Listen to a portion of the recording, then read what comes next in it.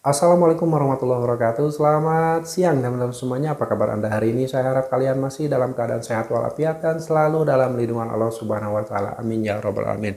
Nah, kali ini yang akan saya bahas adalah gagal bayar di pinjol legal ini.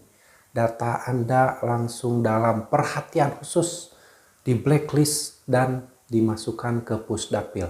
Benarkah demikian? Buat kalian yang penasaran, silahkan boleh disimak videonya sampai habis. Mudah-mudahan yang saya sampaikan ini ada manfaatnya buat teman-teman semuanya. Dan semoga yang saya sampaikan ini bisa menjadi penyemangat buat kawan-kawan semuanya bahwa gagal bayar di pinjol itu bukanlah akhir dari hidup Anda, tapi awal untuk memulai hidup Anda yang lebih baik, lebih berkah tanpa berhutang di pinjaman online. Oke, sebelum saya bahas lebih lanjut, saya ucapkan terima kasih banyak buat kawan-kawan semuanya yang sampai saat ini sudah selalu mensupport channel ini, selalu menantikan setiap video yang saya publikasikan setiap harinya. Saya doakan semoga kalian mendapatkan balasan yang baik dari Allah Subhanahu wa taala. Semoga segala urusan kalian dimudahkan oleh Allah Subhanahu wa taala. Amin ya Allah ya rabbal alamin. Saya ucapkan selamat buat kawan-kawan yang saat ini sudah memutuskan gagal bayar di pinjol, karena fakta di luaran sana orang-orang yang sudah memutuskan gagal bayar di pinjol, insya Allah hidupnya akan lebih baik dibandingkan dengan orang-orang yang saat ini masih merawat pinjol. Ingat, hati-hati dan waspada ketika kalian masih merawat pinjol dengan alasan apapun, dengan mindset apapun menurut kalian, karena endingnya orang yang merawat pinjol pasti gagal bayar, tinggal menunggu waktu saja ya. Suatu saat Anda pasti gagal bayar dan pasti akan menyesal. Oke, langsung ke pembahasan tentang pinjol legal ini. Ketika ada nasabahnya yang telat bayar, langsung datanya masuk dalam perhatian khusus dan dievaluasi dan langsung di blacklist. Nah, ini fatal sekali, langsung di blacklist dan masuk dalam audit FDC atau Fintech Data Center. Nah, buat kawan-kawan yang sama-sama gagal bayar di pinjol ini dan kalian ingin juga berbagi pengalaman, nanti kalian bisa tuliskan di kolom komentar ya. Dan buat teman-teman juga yang merasa penyampaian saya ini tidak sesuai dengan yang kalian alami, tuliskan di kolom komentar, karena saya yakin pengalaman setiap orang tidak sama dan tidak bisa disamaratakan. Seperti yang saya alami ini ketika meminjam uang di pinjaman online legal ini, baru telat bayar langsung mendapatkan penagihan seperti ini. Buat yang penasaran, silahkan dilihat di layar. Ini dikirimkan melalui email dari admin Cairin. Nah, nama emailnya Nana Cairin. Lalu yang terhormat Bapak Ibu nasabah Cairin, saat ini data dalam penilaian khusus. Jadi siapkan dana untuk melakukan pembayaran hari ini sebelum beralih pada pihak audit. Pastikan hari ini sebelum jam 12.00 ada pembayaran minimal tagihan tempo atau lakukan lunas pinjam ulang. Proses berikutnya blacklist, daftar riwayat hitam, dan proses audit pusat data fintech lending. Sebelum pembayaran silahkan konfirmasi dan pastikan konfirmasi bukti bayar. Nah ini teman-teman, jika kita pelajari ini kata-katanya tidak ada titik komanya, ini dikirimkan mungkin dari orang yang mungkin sudah panik ya, sudah panik. Karena email ini dikirimkan tidak hanya pada satu nasabah. Di atasnya ada rincian lebih dari 50 orang nasabah yang sama-sama telat bayar. Nah, penagihan ini adalah penagihan random. Jadi kalian tidak usah panik ketika menerima penagihan seperti ini. Karena tidak dikirimkan hanya pada satu orang. Ya, makanya karena ini bukti kepanikan dari DC Pinjol sehingga dia berusaha untuk melakukan penagihan dengan berbagai kata, dirangkai kata sedemikian rupa agar bisa menakut-nakuti kalian ya.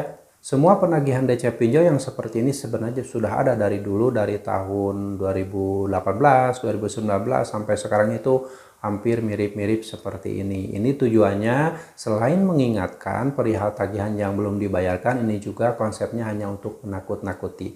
Jadi kalian tidak usah terlalu panik, terlalu berpikir dan mengikuti kata-kata yang disampaikan oleh DC Pinjol ini. Ini bisa berpotensi membuat kalian melakukan pembayaran dengan cara apapun. Nah, itu yang salah. Jangan sampai kalian membayar utang pinjol itu dengan bela-belain berutang lagi, gali lubang tutup lubang, menjual aset, menggadaikan barang-barang, tidak usah dilakukan ya. Jika Anda sudah tidak mampu bayar, gagal bayarkan. Anda akan stop di satu lubang utang tidak membuat hutang baru. Nah, saat ini data dalam penilaian khusus. Ya, terserah si DC mau data dalam penilaian khusus atau tidak. Yang jelas, Anda sudah tidak mampu lagi membayar. Masalahnya bukan masalah data dalam penilaian khusus, ataupun mau di blacklist, mau masuk slip OJK, atau mau diaudit oleh FDC atau fintech data center, itu terserah. Yang jelas orang-orang yang gagal bayar di pinjol atau telat bayar di pinjol, permasalahannya adalah karena dia tidak mempunyai uang lagi untuk melakukan pembayaran tersebut. Nah, jadi solusinya adalah cari uang sebanyak-banyaknya, cari peluang rezeki yang lain. Yang awalnya kalian misalkan hanya berjualan makanan, nah besoknya kalian bisa menambah dengan berjualan yang lain. Ataupun misalkan kalian punya kerjaan mendapatkan gaji bulanan, kalian bisa nyari dana tambahan, misalkan peluang-peluang rezeki yang lain, bisa jualan online atau apapun itu, yang jelas untuk menambah pundi-pundi rupiah. Dan setelah uangnya terkumpul tersebut, kalian bisa pakai untuk makan, untuk makan keluarga kalian, untuk mesejahterakan hidup kalian. Jangan terus-terusan kalian mesejahterakan pinjaman online sementara hidup kalian berantakan, ya. Prioritaskan dulu kebutuhan kalian, prioritaskan biaya sekolah anak kalian, prioritaskan kebutuhan kalian sendiri. Ada yang sampai orang mati-matian membayar hutang pinjol habis-habisan dan hidupnya sangat endingnya hancur. Dia tidak punya apa-apa lagi, yang ada atau yang tersisa tinggal baju yang dipakai saja. Itu ada ya orang yang seperti itu. Makanya jangan sampai terjadi pada kalian, ya. Anda meminjam uang di pinjol dan saat tidak mampu bayar, gagal bayarkan, stop di satu lubang hutang. Jangan lagi membuat utang baru, apalagi utangnya dipinjol lagi. Itu sangat berbahaya, tidak boleh dilakukan, ya. Oke, itu teman-teman tentang penagihan dari DC pinjol atau admin cairin, yang mana isinya hanya untuk menakut-nakuti saja. Ini semua penagihan seperti ini sama, tidak usah dibuat kepanikan, ya. Tenang saja, gagal bayar di pinjol manapun tidak ada yang berat. Justru yang berat itu pemikiran Anda yang selalu mengikuti kata-kata yang dilontarkan oleh DC pinjol. Anda masukin ke otak Anda pikirkan, dan timbullah kesetresan.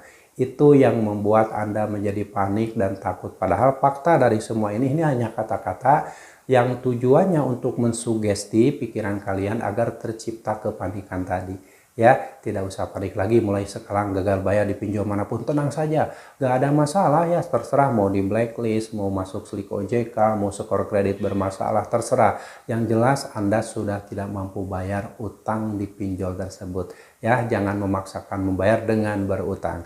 Oke teman-teman, itu adalah salah satu jenis penagihan dari admin cairin atau pinjol legal cairinnya. Kita tahu cairin ini merupakan pinjol yang sudah berizin di OJK, dan yang harus kalian waspadai ketika meminjam uang di pinjol cairin, ya. Awalnya misalkan kalian mengajukan pinjaman dengan tenor 30 hari atau tenor 90 hari, tapi saat setelah dicairkan dana, tiba-tiba setelah dicek di cicilannya atau di rincian cicilannya tenornya jadi 6 bulan atau jadi lebih panjang, ya. Itu yang harus kalian hati-hati. Walaupun saya tahu pengalaman setiap orang tidak akan sama dan tidak bisa disamaratakan. Ini hanya gambaran saja buat kawan-kawan untuk tetap ekstra hati-hati sebelum melakukan peminjaman di pinjol cairin, ya. Oke, itu adalah sharing tentang pinjol cairin. Semoga bermanfaat buat kawan-kawan semuanya, dan semoga hal ini tidak usah dijadikan kepanikan lagi, ya, karena semuanya penagihan ini hampir sama dan dikirimkan pada ratusan atau ribuan nasabah. Jadi tidak usah dibuat ketakutan, ya. Itu yang membuat kalian akhirnya terjerumus gali lubang tutup lubang, karena respon pertama kalian sejak menerima penagihan tersebut ketakutan, panik, cemas, dan akhirnya terjebaklah meminjam uang dan gali lubang tutup lubang. Jauhi sekarang, lebih baik gagal bayar daripada gali lubang tutup lubang. Oke, semoga ini menjadi motivasi buat teman-teman semuanya, dan buat kawan-kawan yang saat ini merasa masih memiliki ketakutan, masih memiliki kecemasan, mulai sekarang sudahlah hilangkan ketakutan tersebut, dan saya doakan semoga segala macam permasalahan kalian segera dijauhkan oleh Allah, dan semoga kalian mendapatkan jalan petunjuk dan jalan keluar yang terbaik dari Allah Subhanahu wa Ta'ala. Dan yang pasti kalian harus tetap semangat, perjuangkan masa depan kalian, perjuangkan masa depan keluarga kalian. Jangan pernah lagi memperjuangkan masa depan pinjaman online. Sampai jumpa lagi di video saya selanjutnya. Wassalamualaikum warahmatullahi wabarakatuh.